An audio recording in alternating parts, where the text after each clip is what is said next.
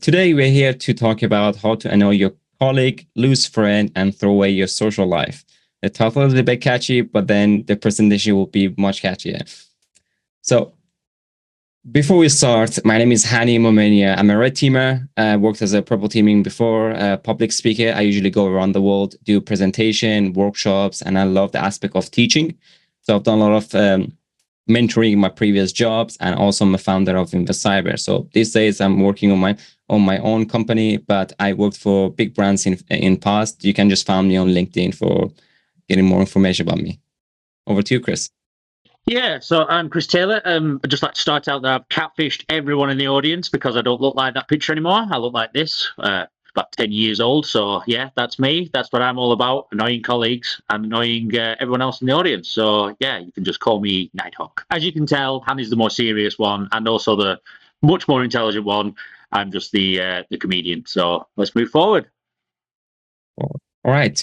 So we are here to tell you not everything, but everything in 20 minutes. So there's a lot to discover about the whole aspect of EDR bypassing. But this one, we're trying to just say what this presentation is all about, how to annoy your colleagues and lose friends, talk about some of the purple teaming that we've done in past and what we learned from it, and some of the EDR evasion. So don't expect that you'll be EDR ninja by end of this presentation, but it will be kind of the things that actually worked for us in past, and it's quite interesting. And then we're trying to wrap it up with some of the advice that we can give you to keep your friends as a blue teamers, red teamers, or purple teamers in an organization. So everything we've done here, do it completely opposite side of it. Yeah, if people didn't know it, it's a sarcastic title, but I mean, you might be here genuinely to annoy your colleagues, so we'll give you all the tips we can give you. So we're going to start with some bold statements about the industry, about EDRs, and then we'll move forward into the rest of the topic. So if we go to the next slide, Hani. Right. So just because you're bypassing EDR, that doesn't mean success. And we'll get to all the reasons for all of this stuff as we go through the talk. Just because an EDR is in place doesn't mean you're safe. I hope most people in the audience are starting to appreciate that as we go through the offensive con. The adversarial system of red versus blue team, we don't feel is effective. It doesn't make sense in this day and age anymore. Again, I told you these were bold statements, and I don't think they get much bolder than that. And also that just because you're on the red, don't assume that the blue side is seeing and knowing everything, and vice versa. We have a terrible habit of assuming that the other team are already in or they've already detected us. It's not like that in the real world at all. There's so many other kind of banana peels that people slip up on. There's a lot of wriggle room to get through the EDR. Why look to break down the locked door when you can go through the open window? That's kind of our ethos. Next slide, Hani. It's me again. So we'll start with annoying your colleagues, because at the end of the day, that's what we all go to work for, surely, just to get on the nerves of everyone else around us. Especially if you work in an office, I find it's the best way to really annoy people. So we'll talk about how we can annoy our colleagues. So next slide, Hani. So primarily, I've been on the blue side. So this is how red teams can really, really annoy the blue side. This is gold. So if you're on the red team, focus on doing this stuff if you really want to annoy the blue team. So generating alerts. We absolutely love it when you come in on a Monday morning and there's about 500 alerts to get through, and 400 of them are from the red teamer. We absolutely love that. That's brilliant. But actually bypassing EDR is really good for annoying the blue team, because we've just spent 6 months putting an EDR in, tuning it, telling our boss how great we are at our job, and then you come in and you bypass the EDR. That's perfect, especially if you just report that straight to our boss. That's what we absolutely love. Representing an APT group, that really does annoy everyone on the blue side, because at the end of the day, we all know, why would an APT go after us, our little company? We're the unicorn. Why would we get attacked? Techie talk, absolutely love it when you give us a report. It's about 100 pages long. I am actually guilty for this, by the way, but anyway. Giving us a report that's 100 pages long, and all you've done is you've talked about how you did process hollowing, unhooking. You absolutely love assuming the knowledge that we have, not giving us just the buzzword bingo we need for our boss to keep them happy. You actually go through everything. That's perfect for us. And not talking about ransomware. I mean, we all know that on the blue side, the way to get budget is to threaten the company with ransomware. Not directly threaten them with ransomware, but threaten them that someone else will deploy ransomware. And you don't mention that in the report. That's just a way for us to get put out of work. So next slide, Hani. And again, so you bypass EDR. Most of my colleagues would just be like, okay, so what? What's the big deal? Okay, I could probably do that. So what we're trying to get across here is that this really is the start of the journey. You bypass the EDR. That's probably the easy bit, because now you have to convince all of the blue team that this is a big deal. You deliver a report 3 months down the line as a red teamer, everyone's forgotten who you are. Everyone's forgotten everything about you. It's gone through Q&A, so I will try my absolute best to water down your findings because you're making me look bad. So really what we're trying to highlight here is that without, like everything inside, but without the stakeholder management, it really doesn't work. You are the adversary. You are now more of an adversary on my radar than ever, even though you are the red teamer who's meant to be helping me. I dislike you at this point because you're making me look bad. So that's what we're trying to highlight, is that adversarial system no longer works, we don't feel. And again, the real hard part is getting the message across, we find. Next slide, Hani. All right. So the red side of it is a bit annoying when you're losing your red team colleagues. So if you want to lose your red team colleagues, this is the best way to do it. Is that the scope issues? There's a lot of time that comes. They write out the scope and say, "This is what we want to do. This is the engagement," and they change in the last minute, or they're trying to just make you attack DoD for some reason. And this is kind of things we've seen in the scope. So red team scope is quite, open, saying that this is our asset, this is what we want to tag. But sometimes they give you completely wrong IP address. So giving you Azure range IP address doesn't mean this assets, all of it just belongs to this company. So scope issues we've seen it all the time. Or try to burn our malware. Some people love to they're obsessed with the VirusTotal. And they're trying to just upload your malware that you've been working for months to VirusTotal to see what antivirus can be detected. But the next day or next few hours, you will see is patched and your whole campaign is on fire. So burning a malware, especially the malwares that are customs, they are quite expensive and takes a lot of time actually to design them. So burning them like that is this is the best way to annoy your red team colleagues. Expecting 0 days. This is something that every time we want to try to do emulate an APT group, they're saying like, this APT used this 0 days. Can you come up with a new 0 days and bypass our fancy software we bought recently? This is not how it works when it comes to red team. And a lot of red teamers, they don't use 0 days every single time they do an engagement. Maybe they do some tools and techniques to bypass some restrictions, but expecting 0 days from each engagement and so on, this is kind of annoying your red team colleagues, especially as a blue teamers. Communication is a huge thing. There's a lot of times that people say that, oh, we forgot to mention that in our report. Can you add this to the engagement? Or we have these legacy systems that you shouldn't touch, but we forgot to tell you about it. Now is part of the engagement and part of the scope. So knowing those kind of things and making sure that we don't break the 100 years database of all the customers because you forgot to mention it and so on. And lack of recognition. A lot of times blue teamers found red teamers saying that, here we go, we found you, and now you have nothing else to do. So trying to recognize the red team, there's a lot of work goes into it to make sure that the campaign is successful. If you find the red teamer or if you find the campaign, doesn't mean that they've done a bad job. This means that the blue team are actually good, which is a win for the company in both red and blue working for the same company. So you both need to make sure that you get recognized for the amount of work you're doing to make sure that this campaign goes smoothly. So again, techniques of isolating yourselves is like COVID lockdown, is that making sure that you keep it professional. A lot of times we go to a Christmas party and people from the blue team come to us saying like, whoa, your campaign was absolutely awful. Like we managed to catch you in the first 2 minutes, and they start talking about it and over again. And it becomes something that I even get personal message on my phone where like, yeah, we found your CTO, and like, yeah, but I'm not working, or stuff like that. Or just talking about the campaign all the time. How's your campaign going on? Like we usually don't want to have this conversation all the time. This is going to annoy a lot of people. And just writing down a POC because he wanted to miss a couple of days work and trying to just design something to prove to blue teamers we are better than the blue teamer. This is something that you make a lot of enemies, and this is something that I've seen it in past, that people lose a lot of friends and colleagues just because they want to show off. So yeah, over to you, Chris. Okay, so knowledge off the streets, we're going marky mark on this one. So next slide, Hani. We're going to hit you with a story that's completely nothing to do with EDR, apparently. So I used to work in prisons, and this is a real, true life story, and we'll get to the point of the story in a minute. But effectively, prisoners used to throw tennis balls over the wall to smuggle drugs into the prison. So working in the prison as not as a prisoner, I wasn't on the aggressor side; I was the defender.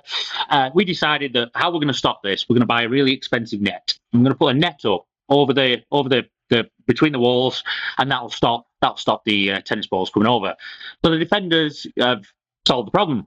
Absolutely not. So the aggressor then decides to throw ice cubes over. So the net catches the ice cube melts, drugs fall through the net.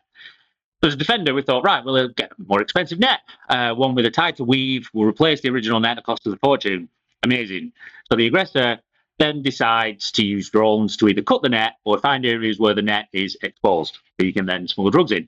And the whole point of the story is that EDR is a bit like that. It's all very much it's an arms race. So the EDR will learn because of community uploads or from what it's seen in the wild. It'll learn the next big thing, and what you're actually doing is pushing your aggressor to be better. So then the aggressor will go and learn because he needs to beat the EDR. That'll then go and learn, the aggressors will go and learn. That's what I need to do to beat the EDR. So we're constantly on catch up. It's a war of attrition, really. And part of what we're going to show you in a minute is we can just subvert this process completely by not necessarily going after the technology, but more going after the people and process. Really, let's go for some low hanging fruit. And again, like I said before, let's go for the open window rather than the locked door. And that's what we're really trying to show here, is that you don't have to be an absolute technical whiz at EDR bypassing. Good luck to you if you are, because I'm definitely not. That's why I think of silly little things that we're going to show you in a minute to get around EDR. Next slide, please, Hani. Yes. So, and as far as we're concerned, EDRs will always be bypassable. An EDR is built to be applicable to any business. You get a corporate EDR provider who provides the software. They might provide it to a corner shop. They might provide it to a bank. As far as they're concerned, they've provided a piece of software that doesn't prevent either of those businesses from operating. They've provided the EDR. It then has to go and learn in your environment. And what we've found, the best way to get around the EDR is to focus on the things that company is doing, which is bad behavior.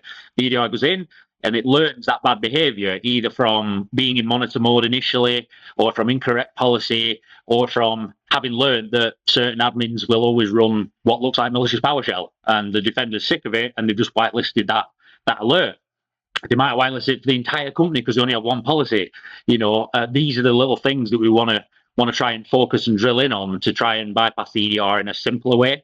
And EDRs can't block everything. There's just no way. Otherwise, your laptop becomes a paperweight. It just doesn't become anything. It can't do its function because it's blocking anything that could be utilized by the aggressor to do malicious stuff. Next slide, please, Hani. All right. So some of the EDR stuff that actually we've done our purple team engagement that actually worked. So a lot of times people, when they come to EDR evasion, they talk about the most sophisticated API hooking or different techniques that they use these days to bypass EDRs.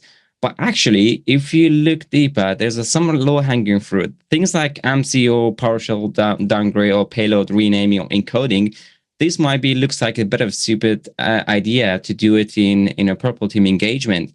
But actually, in a purple team engagement, we had access to our EDRs, and we were trying to see if we do something like this, can EDR actually can see it? Can we get stopped? Can we drop a Mimikatz or Power View and try to encode it? Can we see anything on the system? Can we get stopped by EDRs?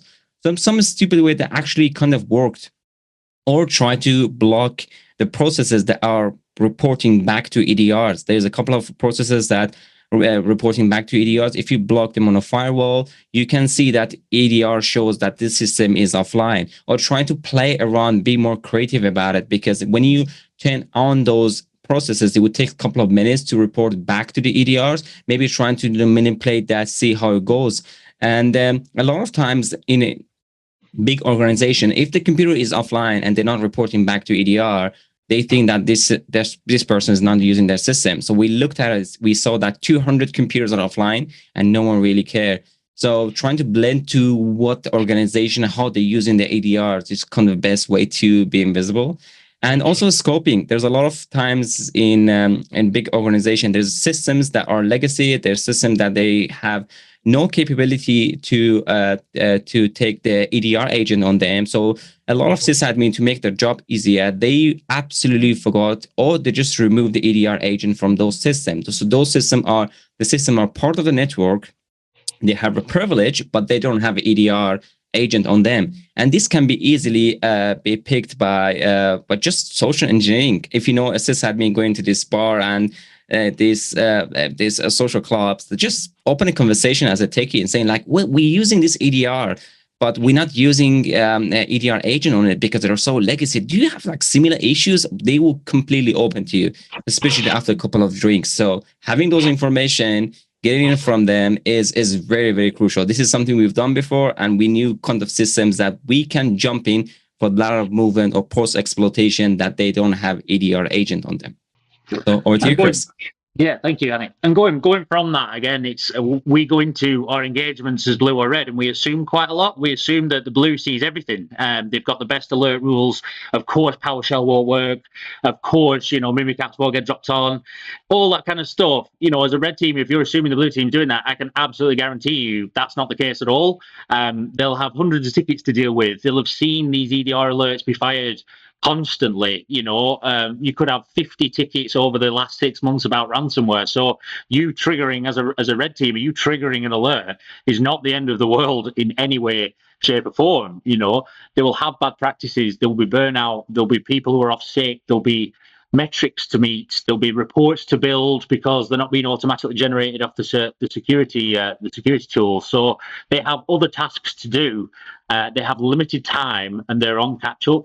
So don't assume that the blue are all over you as a red team. You shouldn't be assuming that. We've seen it's not like that at all. Your SIEM alert might be referencing empty lists, so the alert is effectively useless. Microsoft love to change their log format.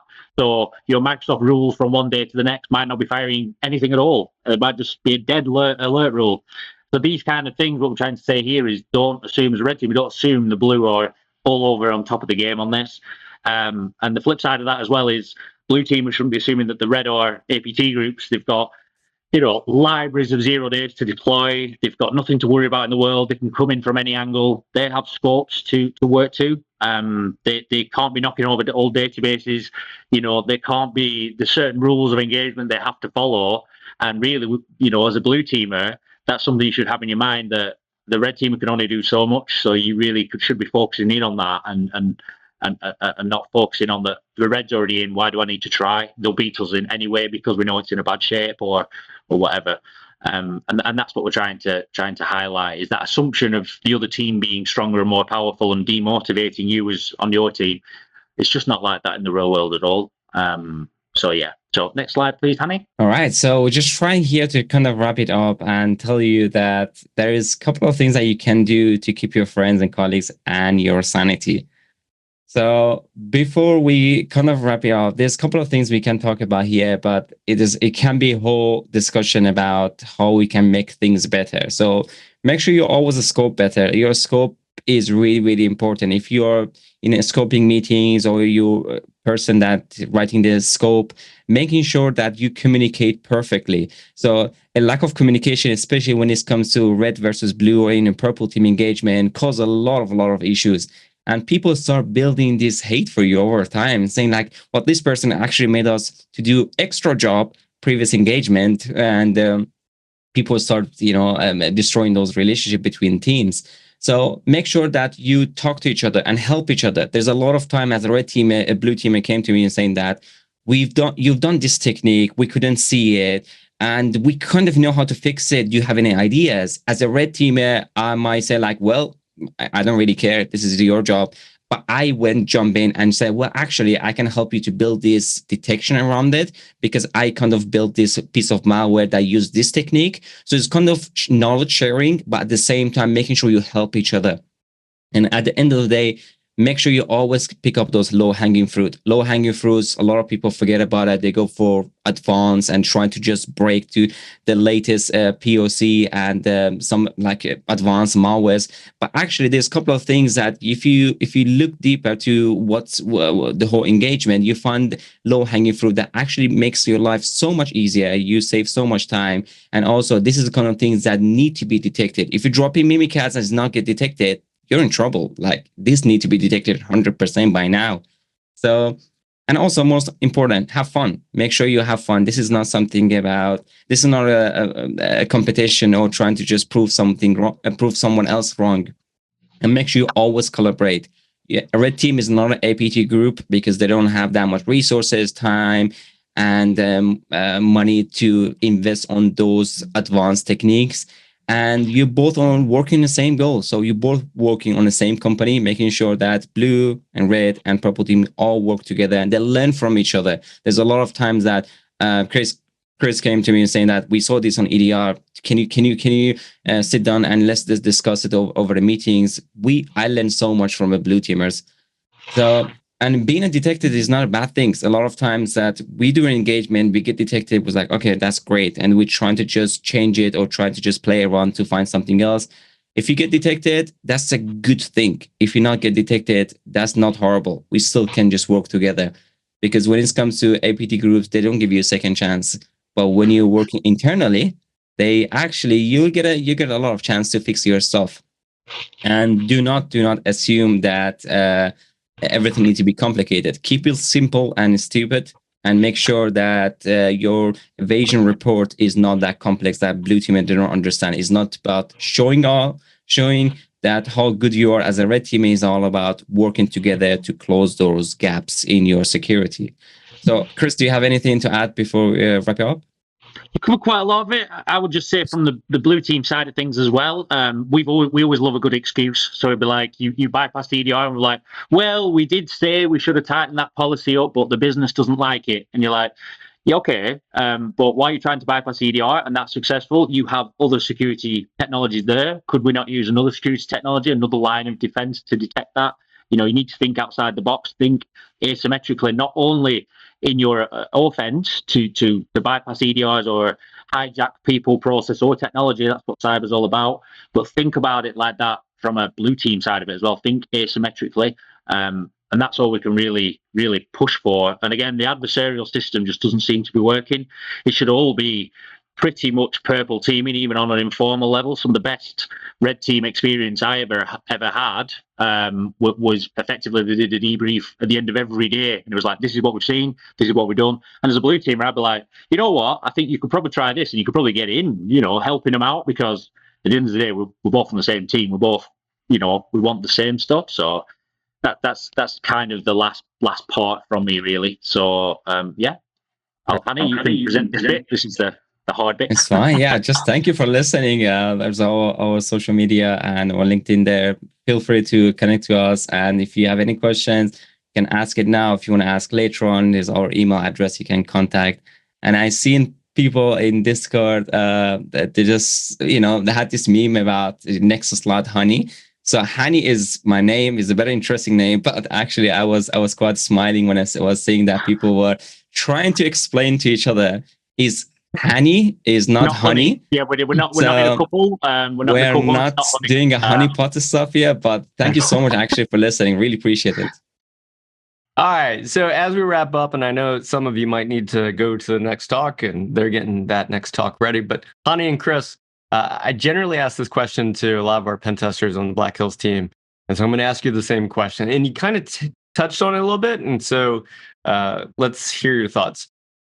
So when you're doing red teaming, if you are unsuccessful, do you question your own skills or do you celebrate the blue team?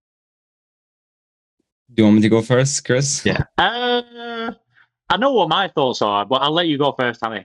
All right. Okay. So when we do an engagement and if we get caught, is kind of 50-50 between what we've done wrong, okay, how we can improve it, but then we kind of celebrate as well. We come to Blue Team, it was like, great, you managed to find us. That's amazing, okay? Can we learn from this lesson and move on? And every time we do an engagement, we start as a red, and then we say like, okay, you caught us. Can we continue as a purple? Because at the end of the day, we want to bring that value. There's a lot of preparation and effort put into it to make sure this engagement goes well. If we get caught, we don't want to stop there. We want to say, can we add more value by just continuing at doing it in purple? And now these days, we see a lot of companies, they move into a purple team exercise because they get more value from it than actually just doing a red. Maybe like a few years ago, red was things that everyone wanted to jump in and do a red team engagement. Now it was like, we have a blue team. Can we do a purple team engagement? And for me, I get sad for a couple of minutes, but then I'm just like, all right, nothing personal. Let's move on. Let's do purple team engagement. Yeah. So yeah, Chris, do you have something? From my perspective, usually this is a broad, sweeping statement, but usually we only catch the red teamer when they want to be caught. And usually we'll ask them, we'll have a 2-week engagement, like week 2. It's like, can you go loud, please? Because we need a win. Usually they've completely bypassed the security technologies. They put keyloggers in or something. Some silly social engineering has been successful and we don't see them. And that's the kind of stuff that you see all the time, unfortunately. So for me, if we catch a red teamer on the blue perspective, it's like, yes, but did he let us capture him? How long's he already been in? And from doing the red team side of things, usually my skill level is about, pretty low tech. So if I do get caught, it's very much on me because I'm not very good. So yeah, usually I question myself a lot more than necessarily thinking the blue team's fantastic because I've seen how the hamburger's made and I know that there are ways in, there's always a way in. So yeah. As we wrap up, I just want to say to those of you listening, if you would like to present at Walrus Hacking Fest, the CFP is going to be going available soon. If you would like to present at future summits, please let us know. Chris and Hani, thank you for showing up today and sharing your knowledge and bringing your perspective, your experiences, and the way that you feel when you're doing this work and sharing it with this audience. Because the way we get better is by helping each other learn and by sharing our knowledge with others. Because if you just have it all up here, and there's some hesitation to sharing your knowledge because you're like, well, people might be smarter than me but just showing up, sharing your knowledge, and for the people who get it and receive it. So Hani and Chris, thank you so much for choosing to do this today. I really, really appreciate it. No problem. Thank you so much for inviting us. Hopefully you will see you in the US for the next summit. That would be awesome. Yeah, that would be awesome. Yeah, thank you so much for that.